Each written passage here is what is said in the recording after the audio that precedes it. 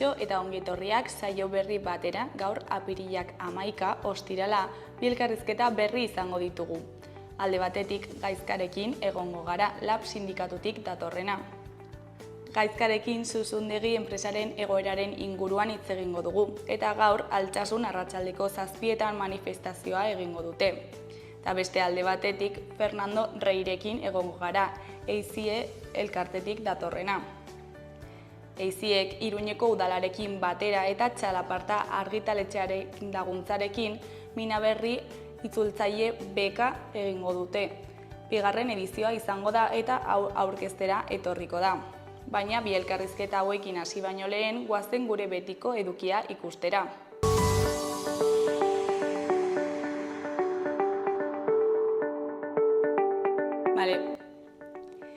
Goazen gaurko efemerideekin. Gaurko egun batean, 1853ko apirilaren 11an, Remigia Etxarren funambulista jaio zen Iruñean. Bere estraineko agerraldia 1882ko San Ferminetan egin zuen Iruñeko Zezen plazan, eta hurrengo urtean Arga ibaia 4 aldiz gurutzatu zuen lurretik 10 metrotara zegoen sokaren gainetik. Horregatik Argako erregina bezala ezagun egin zen.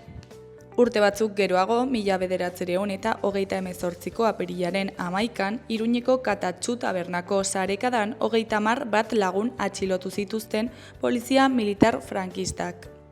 Egun berean baina 1987ko apirilaren 11an, ertzaintzak bi lagun atxilotu zituen Lekeition, haiekin euskaraz hitz egin nahi izateagatik. Bi egun egin zituzten kuartelean, agenteekin gaztelaniaz mintzatzeari uko egin ziotelako. Eta bukatzeko 2002 urteko apirilaren 11an Eusko Legebiltzarraren aurrean Unai Romanoren torturak salatu zituzten.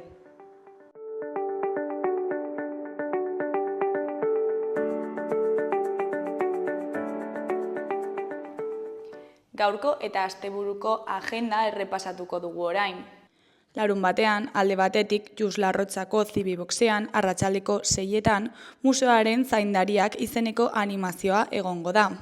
Beste alde batetik Zabalguneko Zibiboxean goizeko 12etan, ipuinak kontatuko ditu Maitane Perezek. Mundutik bidaiatzea eta istorioak entzutea, hori da Marianelak gehien maite duena. Entzun eta kontatu, kontatu eta entzun. Urrutietako istorioak leku berrietara eramatea eta pertsonek elkar hobeto ulertzen laguntzea. Mundua leku eskuzabalago eta irekiago bat izateko. Goazen elkarrekin bidaiatzera.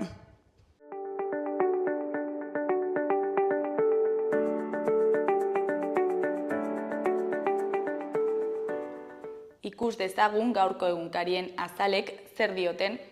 Diario de Notiziasen titular nagusian datuak prozesatzeko enpresek 3.000 milioi inbertitzeko asmoa dute Erriberan. 3 konpainiak Tuteran, Baltierran, Ribaforadan eta Argedasen kokatuko liratekeen 6 zentro eraikitzea planteatu dute. Aurkeztutako proiektuen kopurua handitu egin daiteke.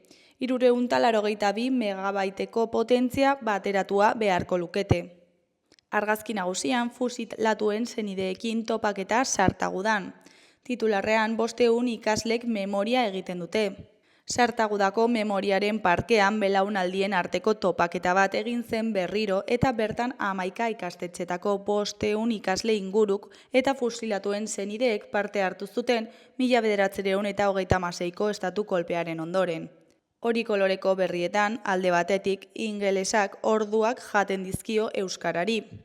Beste alde batetik, liburuen argitalpena jeitsi eginda Nafarroan. Jarraian, pilotak San Ferminetan katigatzen du. Goiko berrietan, alde batetik kanaleko ureztatzaileak bigarren fasea abian jartzearen alde daude. Bestetik, atxilotu bat ziegan jotzeagatik foruz gain bat ikertzen ari dira. Atxilotu bat ziegan jotzeagatik foruzain bat ikertzen ari dira. Eskuineko berrietan, alde batetik Europar Batasunak Trumpen suetena onartu eta erantzun neurriak atzeratu ditu. Beste alde batetik traumatologiako itxaron zerrendan 900 paziente gehiago daude. Jarraian, foru gobernuak 603 lanpostuko lan eskaintza publikoa proposatu du. Amaitzeko birto taldearen lantegia hustu dute sute baten ondorioz. Diario de Navarraren titular nagusian, Trumpek eta Txinak merkataritza gerra piztu dute, eta Ameriketako Estatu Batuak eta Europar Batasunak 3 hilabeteko su-etena eman dute. Nafarroak 100 milioi jaso ditzake koi abaletan, muga zergei aurre egiteko. Argazki nagusian, iruindar bonbonaria gaur beteko da Javier Urriazari omenaldia egiteko. Titularrean Labritek mito bat agurtu du. Javier Urriza Torres erremontistak dena hasi zen puntuan hasi zuen bere agurra. Eskuineko berrietan batetik 603 plazako epe 96 erizentzekoak eta 90 administrazioarenak. Bestetik 5 Espainiar hil dira New Yorken bere helikopteroa Hudsonera erorita. Jarraian Comptos egiaztatu du Gazteriaren Kontseilua ez dela bideragarria. Goiko berrietan alde batetik Baztan bidasoa eta Ultzamaldean garraio publikoarekin. Beste alde batetik Carlos Soberaren antzerki bertsioa. Azkenik osasuna eta krisiaren aurkako formula. Gararen titular nagusian lakuak 13,7 milioi laguntza jarri ditu prebarikatzaile baten esku. Alfonso Arriolari 4 urteko gaitasun gabetzea ezarri zioten 2023an, prebarikazio delitu baten beharrezko laguntzaile gisa, eta 13,7 milioi banatuko dituzte 2 batzorderen buru izateko izendatu dute. Argazki nagusian, Aldetiken eta Glasgow Rangersen arteko partidaren une bat. Titularrean, Aldetikek ez du Rangers gutxiagotan gainditu eta dena fidatzen du San Mamesekin. Partidako 12. minututik 10. aurka jokatu arren, Atletikek ezin izan zion Glasgow Rangersi irabazi Ibrox Parken, eta San Mamesen baldintzarik gabeko babesa baliatu beharko du Europa Ligako finalerdietan sartzeko. Eskuineko berrian muga zergak 90 egunez atzeratu ditu Europar Batasunak. Erdiko berrietan, goikoan 5 greba egun gehiago EAEko hezkuntza publikoan. Behekoan, Puigdemont ez amnistiatzeko erabakia babestu du Gorenak. Eskuineko berrian, Errekaldeko ebakuazioan zauritutakoak ertzaintza salatuko du. Berriaren titular nagusian, Araba, Bizkai eta Gipuzkoako hezkuntza publikoan astebeteko grebara deitu dute. Steilas, Lab, ELA eta Komisiones Obreras sindikatuek maiatzaren 12tik 16ra antolatu dute protesta, ez baitute nahikotzat jo Eusko Jaurlaritzaren azken proposamena. Hezkuntza sailak bertan behera utzi ditu sindikatuekin gaur zuen batzarra. Soldata igoerak lehenestea egotzi die. Argazki nagusian Sanzet eta Rize atzoko partidako jokaldi batean. Titularrean Atletikek bizirik utzi du Rangers. Eskoziarrak 10ekin aritu dira 90 minutuz eta zurigorriek penalti bat barkatu dute. Goiko berrian Guggenheim Museoak Helen Frankenthalen artistaren atzera begirakoa zabaldu du. Eskuineko berrietan alde batetik ertzaintzak Bilbon zauritu zuen gizonak auzitara joko du polizien aurka. Beste alde batetik Europako batzordeak ere 3 hilabetez atzeratuko dizkie mugazergak Ameriketako Estatu Batuei. Jarraian Joao Almeidak jantzi du itzuliko 4. etapako txapela eta maiotoria. Bukatzeko 13 salaketa jarri dituzte iparraldeko 3 eskolatan gertatutako erasoengatik. Euskal Herria Irratiaren titular nagusian Porrotz den Jose Maria Agirretxeren hitzetan, Euskal Haur Irripublika bat nahi dugu. Maiatzaren 3an Pirritx Porrotz eta Marimototz Parilazoi omenaldi herritarra antolatu du Maite zaitut kultur elkarteak beken. Eskuineko berrietan goikoan Edurne Penaren hitzetan, 3 hilabetetan izugarrizko hobekuntza nabaritu dut nire euskara mailan. Aktore eta eduki sortzaile ezagun honek erronka jarri zion bere buruari. 10 urte hitz egin gabe egon eta gero euskararen aldeko hautua egingo zuela. Behekoan Koldo Osinaga eta Odei Tapiaren arabera, San Juan Xar elkartearen helburua auzo hobe bat lortzea da. Parte hartzailea, feminista eta integratzailea. 50 urte betetzen dituenean, San Juan Xar Donibane auzoko elkarteak bere ibilbidea laburbilduko duen dokumentala prestatzen ari da. Apirilaren 26an izanen da estrenaldia eta crowdfunding kanpaina abiatu du proiektua babesteko.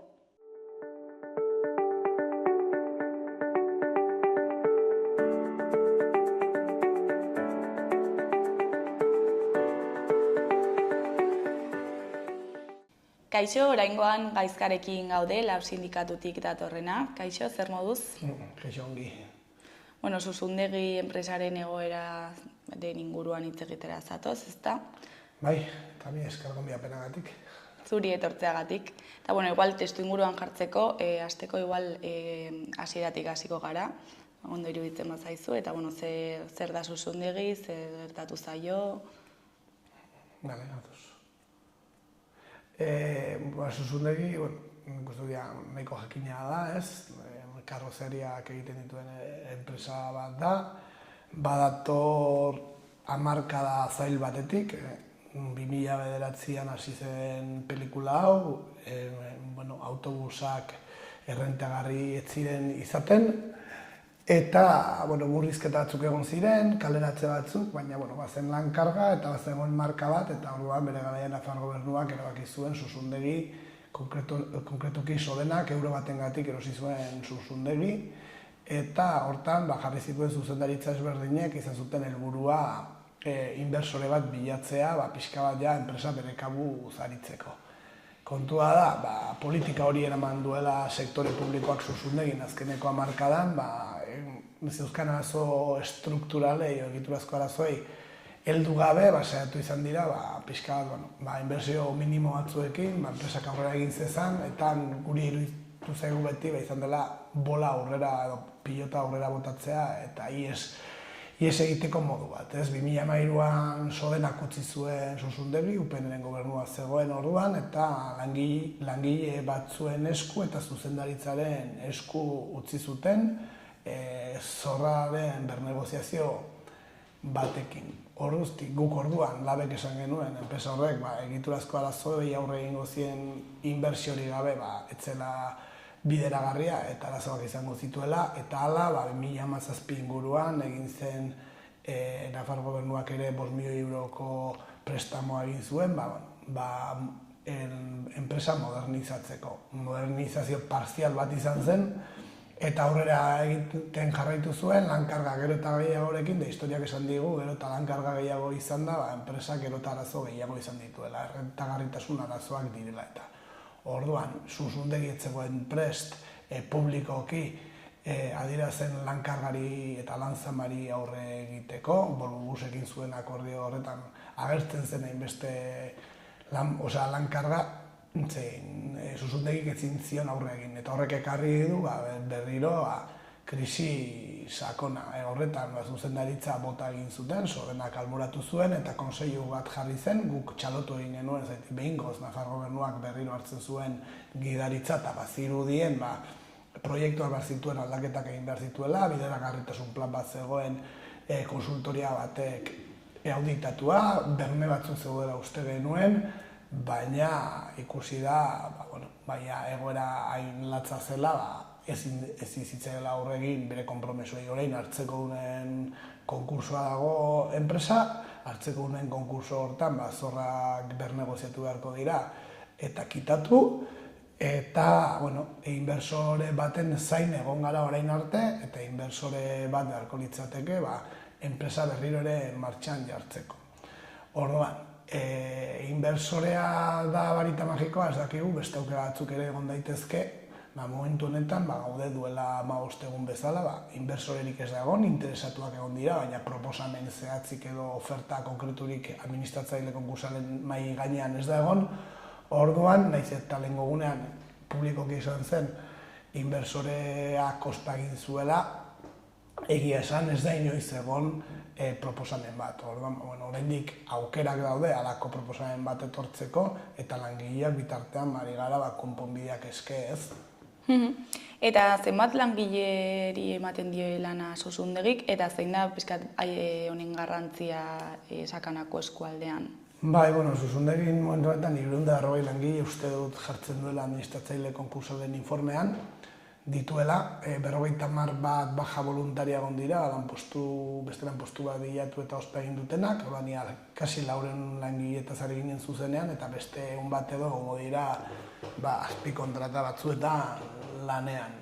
Eta honek batez ere altsasun du eragina, egia da, eskualdean baude sakanan beste arazo batzuk, ziurrenik, Nafarroan beste enpresatzuetan dauden bezala, baina bereziki kalte egiten du Altsasuko egoerari, zait Altsasun 2009-13 urte bitarte ditan enpresa garrantzitsuak itxi ziren, eta Altsasu momentu honetan ez dago enpresa motor bat, enplegua sortzen, ez? Orduan, Zuzundegi den itxiera, Altsasurentzat ikaragarrizko golpea izango da, sakana dentzat ere bai, baina batez ere Altsasurentzat. Eta orain, Nafarroako industria krisi larrian dago, edo gutxienez enpresa batzuk. Ez dakit faktorea amankomunak dauden hau gertatzeko, edo detektatu dituzuen, edo bakoitzak bere gakoak dituen? Ez, ikusten dugu ez, mundu mailan ze egoera dagoen, ez dakigu bihar zerekin esnatuko garen ere, eta argi duguna da, eztabaida bat dagoela ekonomiaren inguruan eta industriaren inguruan. Ikusten dugu mundu mailan nola arantzelak ezartzen hasi diren, neurri protekzionistak hasi diren, norbera bere ekonomia eta industria zaintzen edo defendatzen ari da, eta Nafarroan, Euskal Herrian, erabaki beharko dugu ere, guk ze nolako industria behar dugun, momentu honetan ze transizio egin behar den, nola estu behar dugun, nola sustatu behar dugun enplegua, eta momentu honetan imaginazioa eta erabaki berriak hartu beharko ditugu. Eta Zuzundegi edo BSH bezalako enpresak dira, erronka bat, momentu honetan Nafar gobernuarentzat, baina bai hitz egin beharko denuke kontrol publikoaz, planifikazioaz edo auskalo ze gauzetaz, ez? Egia esan, nahiz aditua, baina egia da momentu honetan egoerak gauza ezberdinak eskatzen dituela eta imaginazioa eta konpromisoa sektore publikotik ere. Eta Nafarroako gobernuak zer egin dezake egoera hauen aurrean?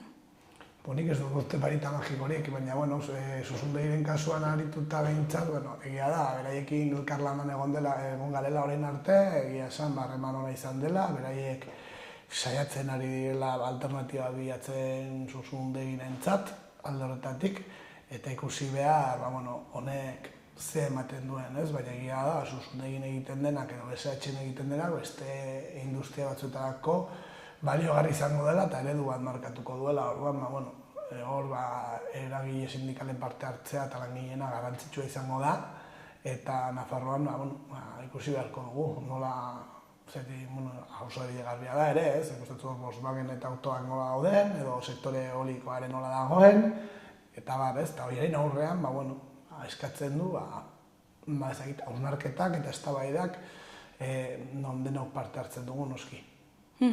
Eta langileen artean nola dago giroa, eta nola egon da ez dakit bilakaeran zehar?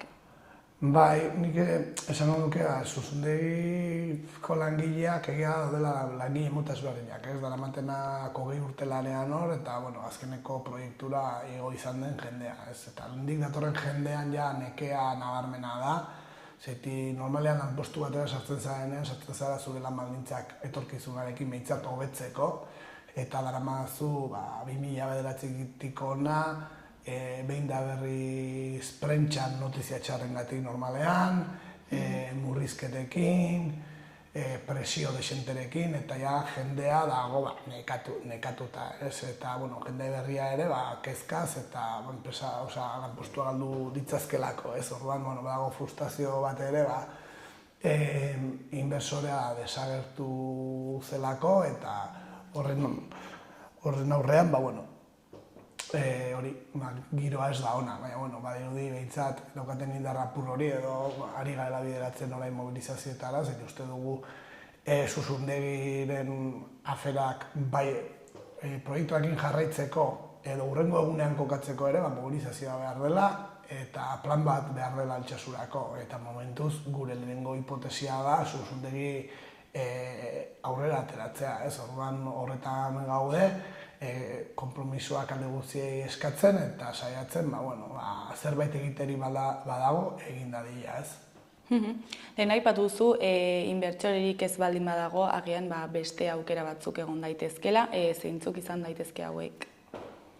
Ez dakit, guk ikusten dugu hemen, badaude, 2013an egon zen bideragarritasun plan bat, guk desente kritikatu genuena, baina, precedente bat ere bada, hau da, Sodenak Zuzundegi utzi zuenean, orduko zuzendaritzari utzi zitzaion enpresa, eman zitzaien 51%ko poterea eta langilei 49% akzioetan. Inbersorerik gabe proiektu horrek aurrera egin duen bezala. Ez dut uste eredu ona denik, baina bada beste enpresa eredu bat inbersorerik gabe aurrera atera dena. Ez dakit ekonomia sozialetik tiratu daiteken. Ez dakit inguruan ditugun industria batzuekin sinergia batzuk bilatu daitezkeen, ez dakit sektore publikoa parte hartu dezakeen enpresaren baitan, ez dakit daude hainbat aukera denak aztertu behar diren. Ez gudak eguna da, Zuzundegi baduela bideragarritasun plan bat, bideragarritasun plan horrek errentagarri egiten duela enpresa, auditatua dagoela bideragarritasun plan hori, momentu honetan enpresa likidazioan egonda merkeago aterako dela, eta zorraren zati bat kitatua izango duena. Orduan, eskenatoki berri honetan, bertan parte hartzen ari garen aldeek dauden aukera guztiak baliatu behar ditugula. Eta agian inguruan ditugun beste enpresa batzuekin aliantzak ere bilatu behar ditugula. Bai autobusaren edo transportearen munduan dabiltzan enpresa ezberdinekin, baina hor, hortan, Sodenak eta Nafar Gobernuak ere lan dexente dute egiteko, eta hortan eragile sindikalok ere, zer esana ere badugu, baina uste dugu dauden aukera guztiak arakatu behar direla eta batez ere dakien jendearekin eztabaida hau egin ez. Eta orain apirilaren 14an likidazioa irekiko da, ezta? Eta zer suposatuko du honek?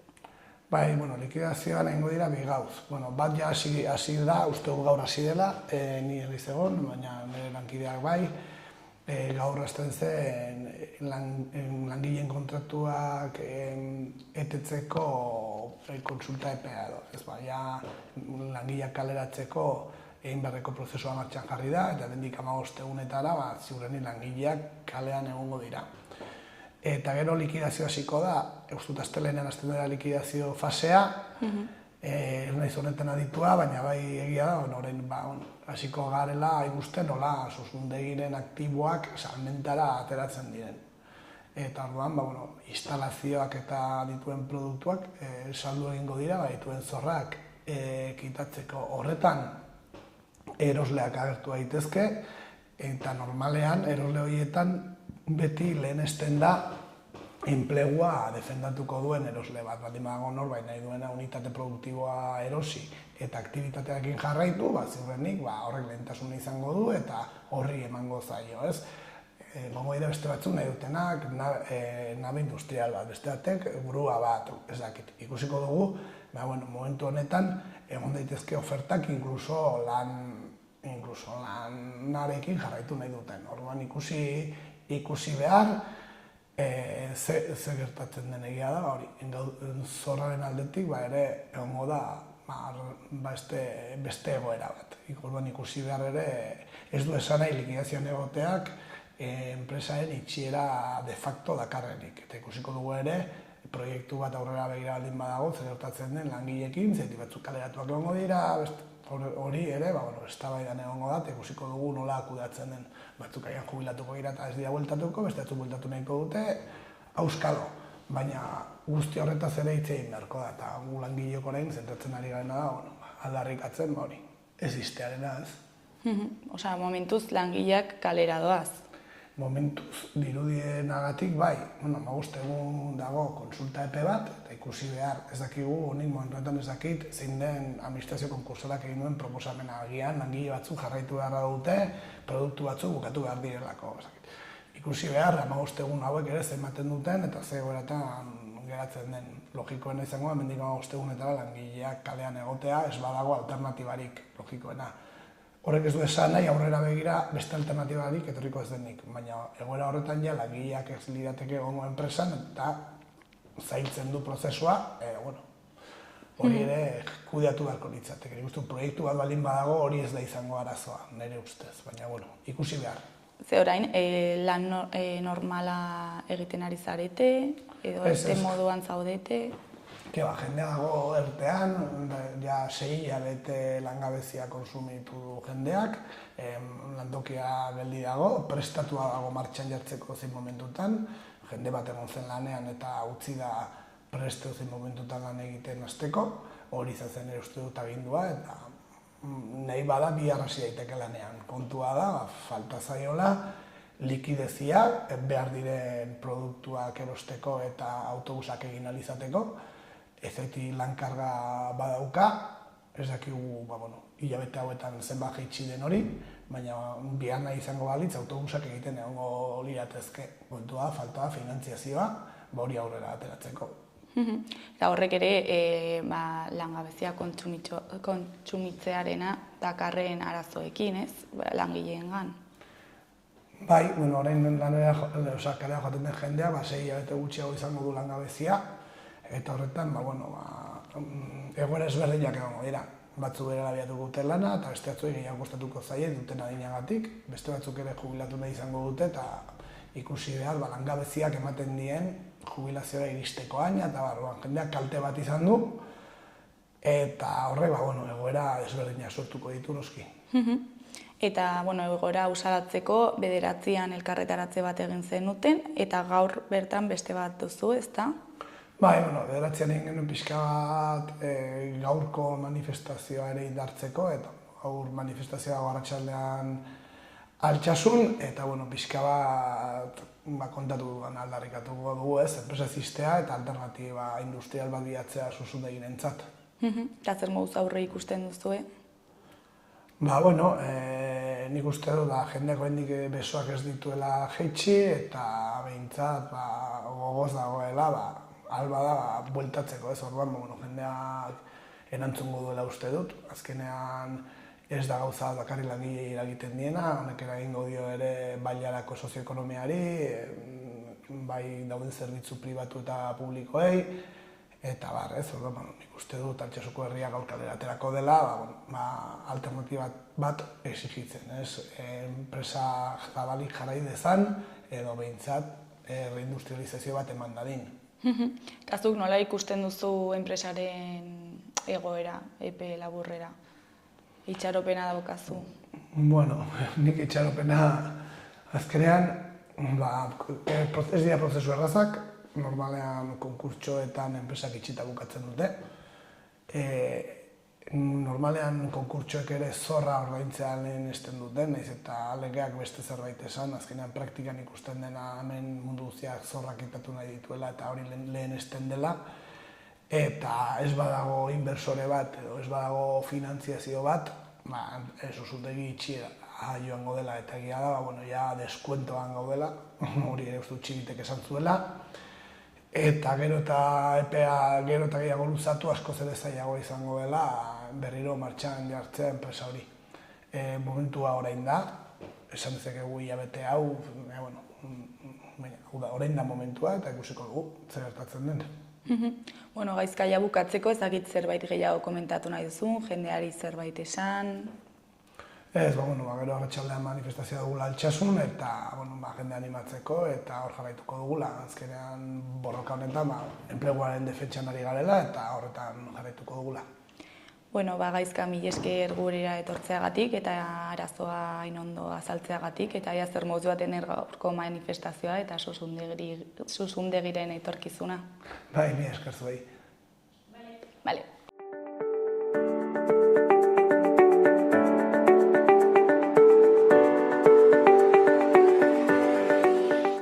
Gaurko eta asteburuko eguraldiaren iragarpena ikusiko dugu orain. Gaur ostirala hego-ekialdeko haizea ibiliko da. Goizean ostarteak izango dira eta arratsaldean ezegonkortzera egingo du. Goizean giroa lasaia izango da, ostarte zabalak izango dira eta temperatura 23-24 gradu ingurura igoko da kostaldean eta 18-20 gradura lurraldearen erdialde eta hegoaldean. Arratsaldeak aurrera egin ahala, hodeiak ugarituz joango dira eta zaparrada batzuk egingo ditu.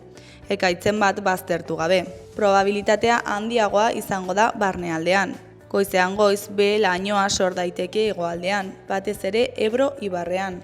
Larunbatean hodeiak eta urdinguneak tartekatuko dira goizean eta ekaitz giroa nagusituko da arratsaldean. Goiza nahiko lasaia izango da, ostarteak eta hegoaldeko haizea izango ditugu, eta temperatura 19-22 gradu inguruan ibiliko da. Hala ere, ez dugu baztertzen zapadarraren bat edo beste egitea. Arratsaldean egoera aldatu egingo da, haizea iparraldetik finkatuko da, hodeiak eta ezegonkortasuna areagotu egingo dira eta zapadarrak botako ditu non nahi. Hainbat lekutan zapadarrak trumoitsuak izango dira. Horrekin batera freskatzera egingo du. Igandean giro motela espero dugu. Haizeak iparraldetik eta ipar-mendebaldetik joko du indar handirik gabe eta temperaturak behera egingo du lurralde osoan. Zerua estalita egongo da egunaren zati handi batean eta zapadarrak botako ditu eguneko edozein momentutan.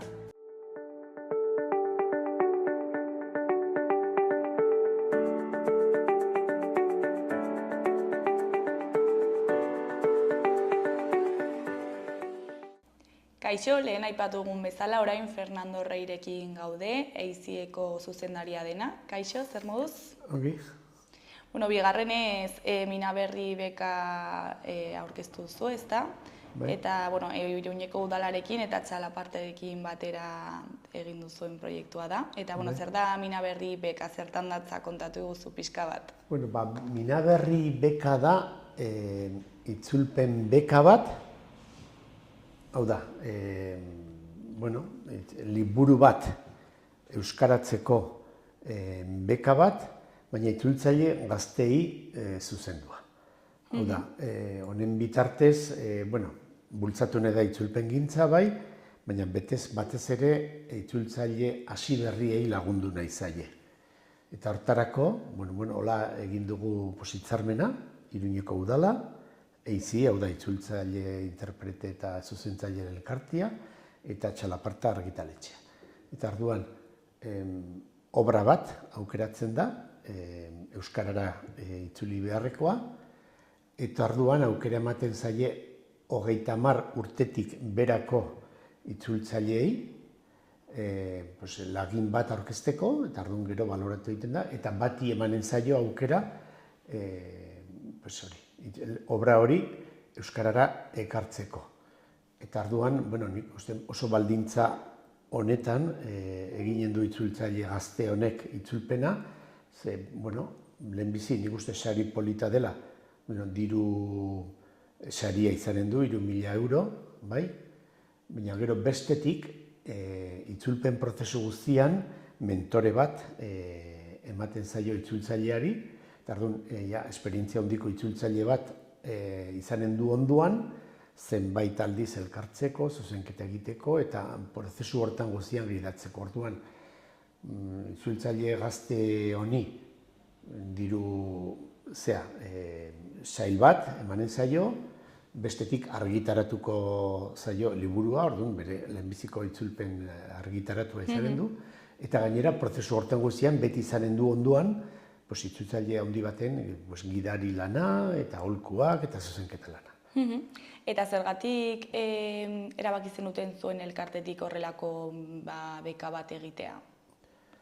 Lehenbizi iruditzen zaigu, batzutan persona bat karreratik atera o esatera, karrera egiten duenean, ez du izaten hainbeste aukera literatur itzulpenean barneratzeko. Eta orduan iruditzen zitzaigun laguntza behar dutela itzultzaile gazteek, eta nolabait ere egin behar dela ezagutzaren transferentzia hori, eta itzultzaile zarragoek erakutsi gaztei, eta gaztei ere ateak ireki. Hontan, itzultzaile gazteak hariko dira, eta bestetik, haur eta gazte literaturako obra onak, prestigiodunak euskaratuko dira. Eta iruditzen zaigu, modu polita dela laguntzeko eta itzultzaile gazteak motibatzeko. Ez dugu komentatu, baina ez dakienarentzat zuen elkartea zertara dedikatzen da edo zein da zuen helburua elkarte moduan? EIZIE, elkarte profesionala da, hau da, itzultzaileak, zuzentzaileak, interpreteak bildu gara bertan, orduan batetik da, elkarte profesionala, hau da, aspektu profesionaletan lagundu nahi zaie itzultzaileei, babesa edo edo zein gatazka profesionalen aurrean lagundu nahi zaie bazkidei, eta bestetik bultzatu nahi da itzulpengintza euskararen normalizaziorako tresna ezinbestekoa den aldetik. Eta Nafarroa mailan egoten zarete, Euskal Herria mailan? Euskal Herri guztian gaude, bai, 300 bazkidetik gora ditugu, 400 jaia, eta herrialde guztietakoak, bai. Eta beka hau, ezakite Iruñerriko jendearentzat da, Nafarroako? Edo nor aurkeztu daiteke noski, esan edut hemen sortu zen, Iruñeko udalarekin egin genuen hitzarmen baten bidez, orduan Iruñeko udalak jartzen du diru sail bat, pagatu ahal izateko itzultzaile honi, eta mentoreari ere pagatzeko, baina edozein itzultzaile aurkeztu daiteke. Euskarara itzultzen duen edozein itzultzaile aurkeztu daiteke. Horrek ez du esan nahi Iruñeko jendeari bideratua dagoenik. Ez. Jakina, epaimaia hariko da, eta aukeratuko du lagin hoberena jakin gabe nor den, ez dakigu, eta orduan Nafarra izateak ez du aldez aurretik inorako bentajarik ematen. Eta egiten den bigarren urtea da, nola joan zen aurreko urtea? Oso ongi, oso pozik gaude, iaz 30 bat lagun aurkeztu ziren, Ainhoa Mendiluze itzultzaile Tolosarrak irabazi zuen, Tolosarra da, finkatua dago Berriozarren, Nafarroan, eta hori. Eta Aiora Jaka itzultzaile prestigiotsua ari da, arekin batera, lanean, lagundu nahian, eta hemendik laster bukatuko du itzulpena eta aurkeztuko da liburua, iazko irabazle. Eta aurreko edizioaz, ezakit zerbait aldatu zue, Ez da aldaketa handirik egin, aski ongi joan da dena, besterik gabe iaz obra izan zen inglesetik egin beharrekoa, aurten frantsesetik egin beharrekoa da. Horrek esan nahi du, igual bestelako personak aurkeztuko direla, hau da, frantsesez ere badakitenak aurkeztuko dira, eta orduan, horixe, aurten aldaketa da mentorea Xabier Olarra itzultzailea hariko dela, irabazten duenarekin kolaborazioan. Eta zein da aukeratu zuen obra eta zergatik? Obra hortarako batzorde espezifiko bat izan zen, eta aukeratu zuten aurten frantsesekoa da, nik uste, Marie-Aude Miguel, uste dut hola esaten dela, emakume frantses baten lana, Sauveur et Fils, obra euskaratu beharko da. Eta zeintzuk dira epeak, noiz irekiko dira? Beitu, okerrez banago, ez ongiari naiz, nik uste, apirilaren 28 bitarteko epea dago, laginak aurkezteko, orduan gaur 10 da, nik uste, ez dakit, ez dago seguro, eta orduan, badira, bada oraindik ere denbora. Pensatzekoa da, aurkeztu nahi duena, igual ja hasia dela edo ja egina duela itzulpena, lagin horren itzulpena, eskatzen den puska horren itzulpena, baina ona litzateke jende asko aurkeztea, eta orduan oraindik ere bada denbora. Uste dut, ez dakit, online aurkeztekoa dela lagina, baina baliteke, guainen nago seguro, baliteke bestelako moduak ere izatea aurkezteko. Eta behin lanak aurkeztuta, zer da baloratuko dena? Behitu, hor gero epaimahai bat osatu da, hiru lagunek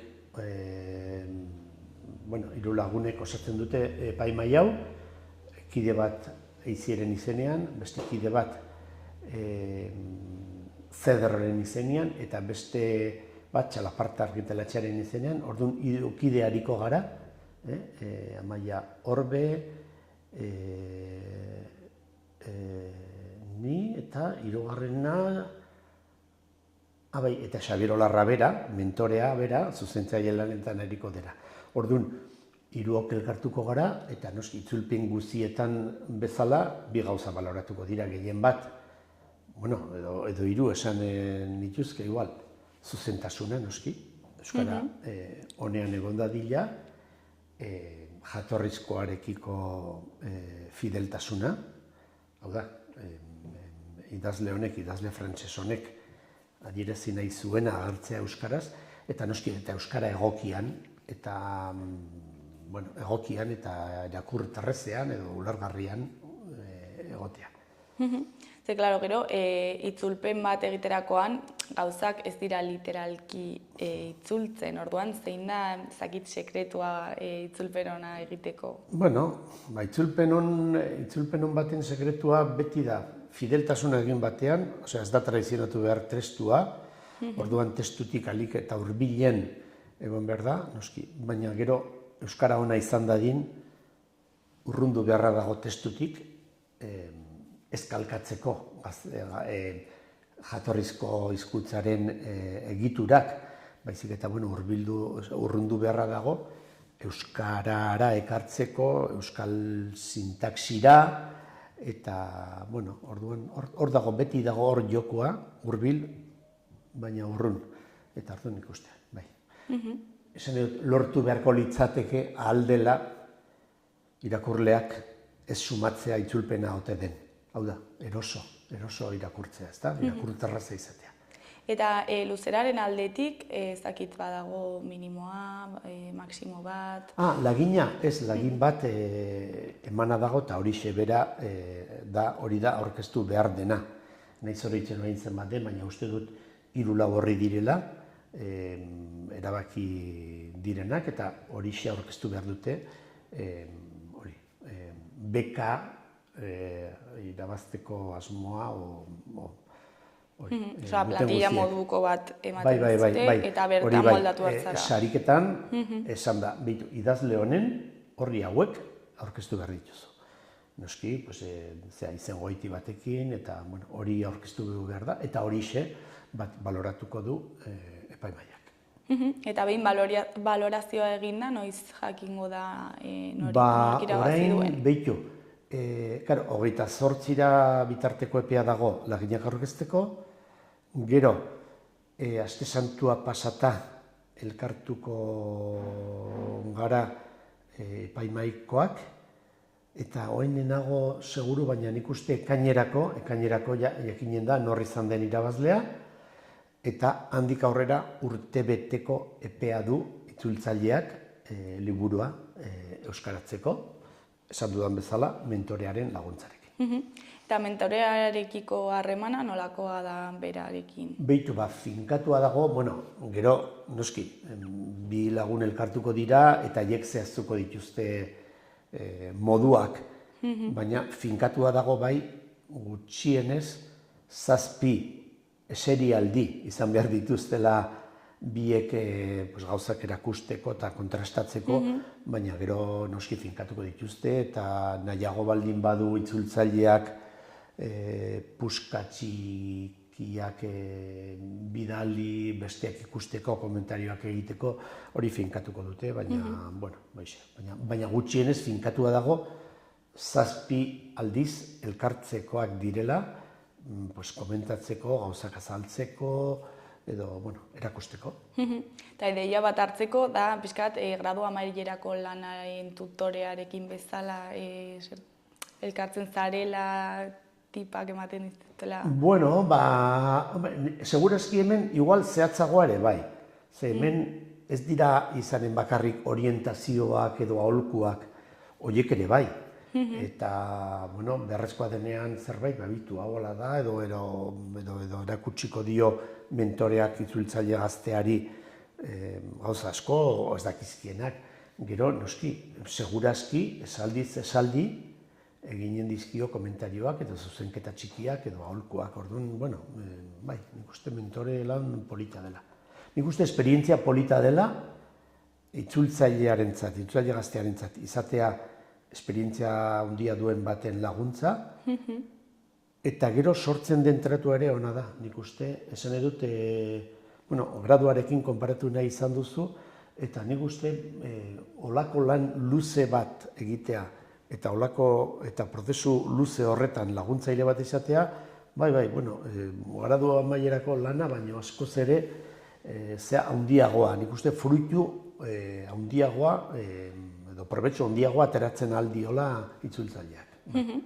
Eta gero, behin bukatuta dagoela lana, berriro baloraketa egingo da? Ez, pentsatzekoa da, mentoreak prozesuan zehar kontrolatu duela kalitatea, eta arduan, zuzenketa lana egin duela prozesu horretan, orduan, emaitza seguru gaude ona izanen dela, eta liburua berez ona da, haur eta gazte literatuko liburua ona delako, eta emaitza ona izanen da, liburu polita aterako da euskaraz, eta segurazki probetxo handia aterako dio itzultzaile horrek bere lan ibilbiderako.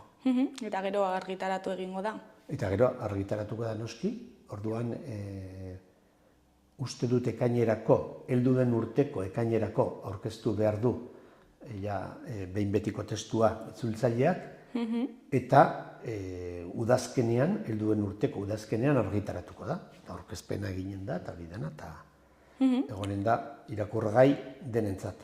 Eta aurreko urtekoa nola doan badakizue? Bai, atzo mintzatu nintzen, hain zuzen ere, Ainhoa Mendiluzerekin, eta ia bukatua du, falta zaizkio horri bakar batzuk, baina, horiek bukatu, Aiora Jakarekin komentatu, horiek pixka bat findu, eta gainerakoa ja egina eta zuzendua du, orduan hemendik oso laster ja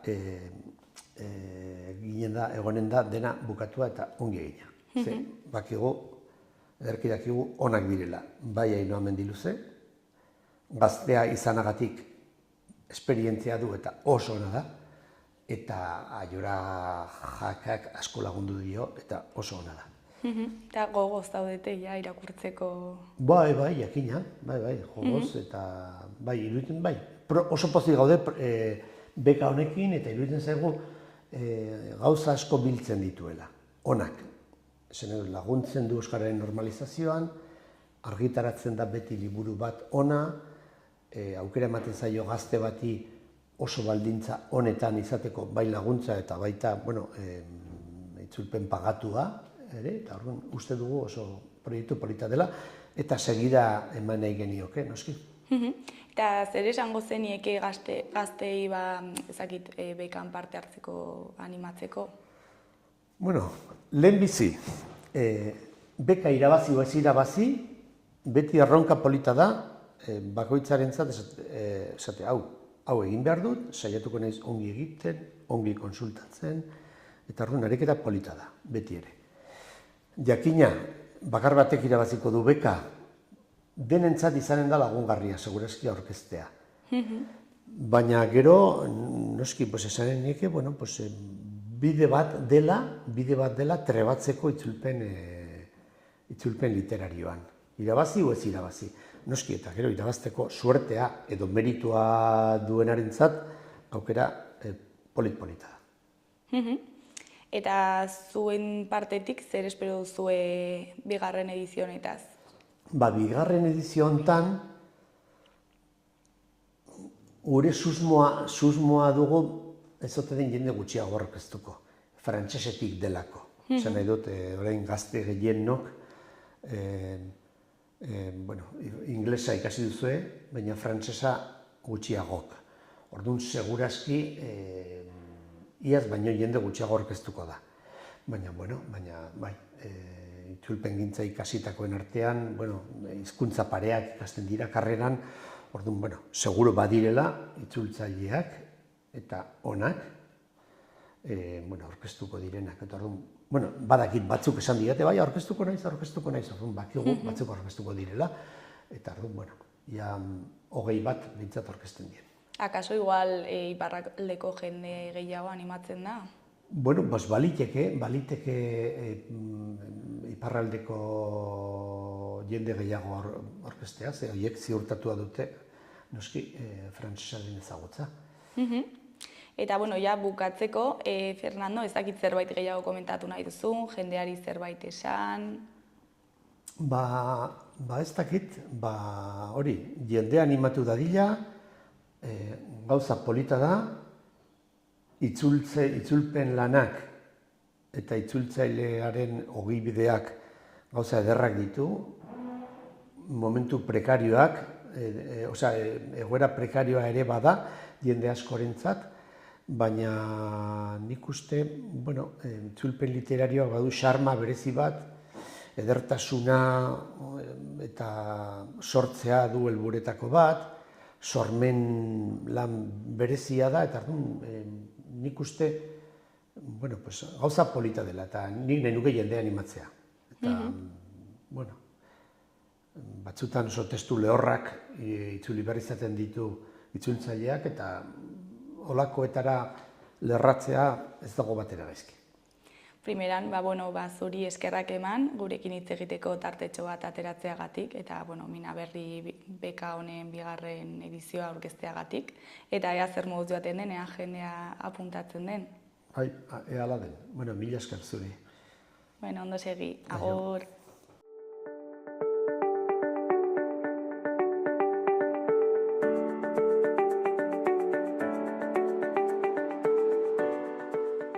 Gaurkoz hau izan da dena, astelehenean itzuliko gara eduki eta elkarrizketa berriekin.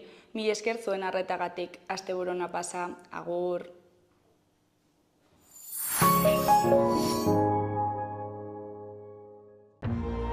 Gobierno de Navarra. Nafarroako gobernua.